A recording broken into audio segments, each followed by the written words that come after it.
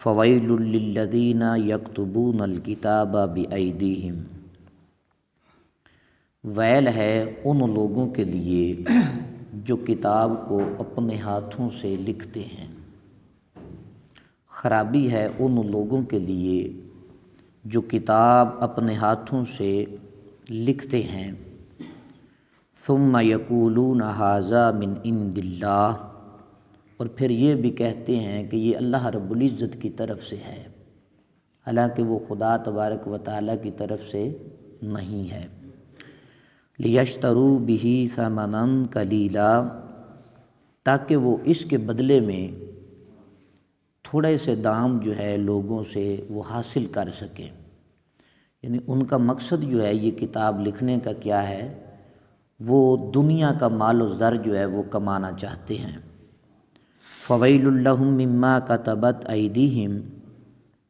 خرابی ہے ان کے لیے جنہوں نے اپنے ہاتھوں سے لکھا۔ وویل لہم مما یکسبون، اور خرابی ہے ان کے لیے جو اس میں سے کماتے ہیں، جنہوں نے لکھ کر لوگوں کو بیچا اور اس کے بدلے میں دنیا کا مال و زر جو ہے وہ کمایا۔ جب سرکار دو عالم صلی اللہ علیہ وآلہ وسلم کی مدینہ طیبہ تشریف آوری ہوئی تو جو علماء تورات تھے اور سرداران یہود، ان کو قوی اندیشہ ہو گیا کہ ان کی روزی جاتی رہے گی۔ کن کو اندیشہ ہوا؟ جو علماء تورات تھے، تورات کے جو عالم تھے اور یہودیوں کے جو بڑے سردار تھے، نبی علیہ الصلاۃ والسلام کی تشریف آوری کی وجہ سے انہیں یہ اندیشہ ہوا کہ ان کی جو کاروبار تھا، ان کی جو روزی روٹی چل رہی تھی، لوگوں کو جھوٹ بول کر جو حرام وہ کھا رہے تھے، جو نظام ان کا چل رہا تھا نبی علیہ الصلاۃ والسلام کی تشریف آوری کی وجہ سے انہیں یہ اندیشہ ہوا کہ یہ ختم ہو جائے گا اور ان کی سرداری جو ہے وہ مٹ جائے گی، کیونکہ تورات میں حضور پر نور صلی اللہ علیہ وآلہ وسلم کا حلیہ اور آپ کے اوصاف جو ہیں وہ ذکر کیے گئے ہیں۔ جب لوگ حضور اقدس صلی اللہ علیہ وآلہ وسلم کو اس کے مطابق پائیں گے تو فوراً ایمان لے آئیں گے اور اپنے علماء اور سرداروں کو چھوڑ دیں گے۔ کسی جگہ پر عالم کا آ جانا جو ہلاک کے لیے وبال جان بن جاتا ہے۔ جو ہلا جو ہیں وہ پھر خائف ہو جاتے ہیں کہ جب عالم آئے گا تو پھر وہ علم کی بات کرے گا، پھر لوگ اس کی مخالفت کرتے ہیں۔ کس انداز سے؟ جیسے یہودیوں نے نبی رحمت صلی اللہ علیہ وآلہ وسلم کی مخالفت کی، ایسے ہی بعض جہلاء جو ہیں وہ پھر علماء کی مخالفت کرتے ہیں، کیونکہ علماء نے نبی کریم صلی اللہ علیہ وآلہ وسلم کے دین کو پڑھ کر سنانا ہوتا ہے۔ اپنے علماء اور اپنے سرداروں کو یہودی چھوڑ دیں گے، اس اندیشے کی وجہ سے انہوں نے تورات میں تحریف بھی کر دی اور تغییر بھی کر دی۔ تورات کے اندر انہوں نے رد و بدل کر دیا۔ نبی علیہ الصلاۃ والسلام کا جو حلیہ مبارک بیان کیا گیا تھا تورات کے اندر، انہوں نے اس کو تبدیل کر دیا۔ مثال کے طور پر تورات میں آپ صلی اللہ علیہ وآلہ وسلم کے اوصاف یہ لکھے تھے کہ آپ صلی اللہ علیہ وآلہ وسلم خوبصورت ہیں، حضور کے بال مبارک خوبصورت ہیں،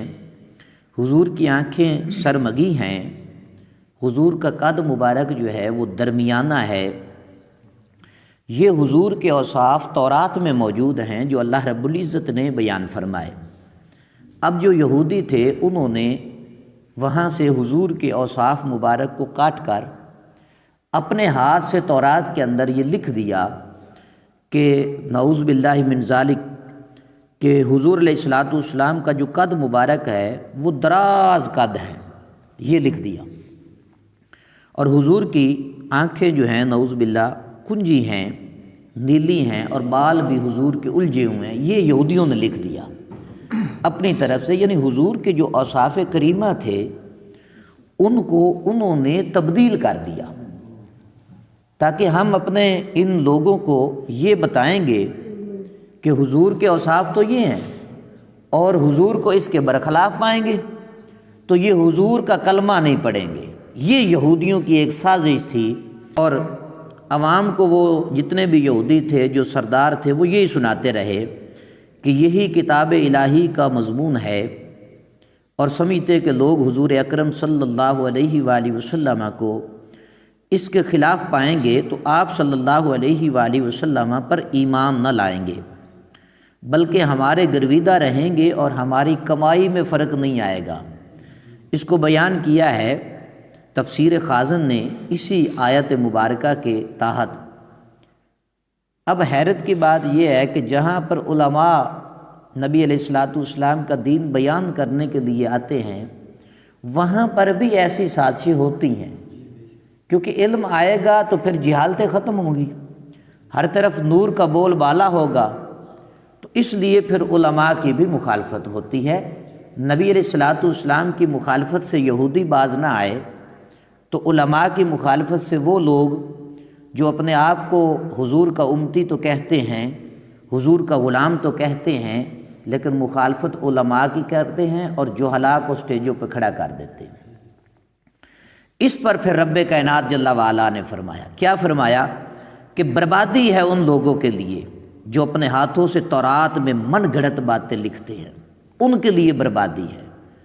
جو قرآن کے احکامات کو بدل دیتے ہیں، جو قرآن کے ترجمہ اور تفسیر کو بدل دیتے ہیں، جو قرآن کے انداز، اسلوب انداز کو بدلنے کی کوشش کرتے ہیں۔ جس طرح یہودیوں کے لیے ویل ہے، خرابی ہے، ایسے ہی ان ایمان والوں کے لیے بھی خرابی ہے جو قرآن کے مفاہیم کو اپنے انداز سے بیان کرتے ہیں اور اپنی طرف سے من گھڑت باتوں کو بیان کرتے ہیں، قرآن سے بھی روح گردانی کرتے ہیں اور فرمان مصطفیٰ صلی اللہ علیہ وآلہ وسلم سے بھی روح گردانی کرتے ہیں، اور پھر یہ کہتے ہیں کہ یہ بھی خدا تبارک و تعالیٰ کی طرف سے ہے، اور یہ اللہ تعالیٰ کی کتاب میں تحریف صرف اس لیے کرتے ہیں کہ اس کے بدلے میں تھوڑی سی قیمت حاصل کر لیں، تو ان لوگوں کے لیے ان کے ہاتھوں کے لکھے ہوئے کی وجہ سے اور ان کی کمائی کی وجہ سے تباہی بھی ہے اور بربادی بھی ہے۔ یہودی آج بھی تباہ و برباد ہو رہے ہیں۔ ایک ہی انہوں نے غداری کی تھی کہ نبی علیہ الصلوۃ والسلام کے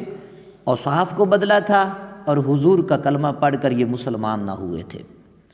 رب کائنات جل وعلا نے ارشاد فرمایا وَقَالُوا لَن تَمَسَّنَا النَّارُ إِلَّا أَيَّامًا مَعْدُودًا، تو یہودی بولے کہ ہمیں تو آگ نہ چھوئے گی مگر گنتی کے دن، چند دن ہمیں آگ جو ہے وہ چھوئے گی، اس کے علاوہ آگ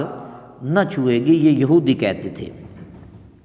قل، اے میرے محبوب آپ انہیں فرما دیجئے اتخذتم عند اللہ عہدا فلن یخلف اللہ عہدہ، کیا تم نے خدا سے کوئی عہد لے رکھا ہے؟ اگر تو تم نے اللہ سے عہد لے رکھا ہے تو پھر اللہ ہرگز اپنے عہد کے خلاف نہیں کرتا ہے۔ اگر تمہارے پاس کوئی عہد نہیں ہے، تم اپنی طرف سے بول رہے ہو ام تقولون علی اللہ ما لا تعلمون، یا تم اپنی طرف سے کہتے ہو اللہ پر جس بات کا تمہیں علم ہی نہیں ہے، جس کے بارے میں تم جانتے ہی نہیں ہو۔ حضرت عبداللہ ابن عباس رضی اللہ تعالیٰ عنہما سے مروی ہے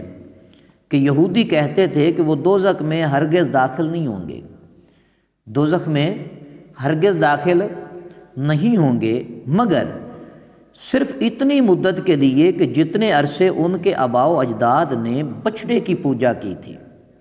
اور بعض روایات میں ہے کہ وہ مدت جو ہے وہ 40 دن ہے، اور بعض روایات میں یوں ہے کہ وہ 7 دن ہے۔ اس کو امام قرطبی نے سورۃ البقرہ کی اسی آیت کی تفسیر میں بیان فرمایا۔ بہرحال یہودیوں کا یہ عقیدہ تھا کہ یا تو ہمیں 7 دن عذاب دے گا اللہ یا 40 دن عذاب دے گا، یہ یہودیوں کا ایک طرز عمل تھا۔ تو اللہ تبارک و تعالی نے اپنے محبوب علیہ الصلاۃ والسلام سے فرمایا کہ میرے محبوب تم ان سے پوچھو تو صحیح کہ کیا اللہ نے تم سے کوئی عہد کر رکھا ہے کہ تمہیں 40 دن ہی عذاب دینا ہے یا 7 دن ہی عذاب دینا ہے؟ اگر نہیں تو پھر تم اللہ پر جھوٹ بول رہے ہو، اللہ کے خلاف بات کر رہے ہو کہ اللہ نے تو ایسا کسی سے عہد نہیں لیا کہ اس کو مقصد ہے کہ اتنا عذاب ہوگا اس کے بعد اسے چھوڑ دیا جائے گا۔ لیکن ایمان والے جو ہیں وہ اپنے گناہوں کی سزا بھگتنے کے بعد جہنم سے واپس نکال کر ان کو جنت میں ڈال دیا جائے گا۔ رب کائنات جل وعلا نے ارشاد فرمایا بلا من کسب سیئۃ واحاطت بہ خطیئتہ، ہاں کیوں نہیں، جو گناہ کمائے اور اس کی خطا اسے گھیر لے، فاولئک اصحاب النار، تو وہ دوزخ والوں میں ہے، ہم فیہا خالدون، اس میں وہ ہمیشہ ہمیشہ رہے گا۔ جس نے گناہ کمائے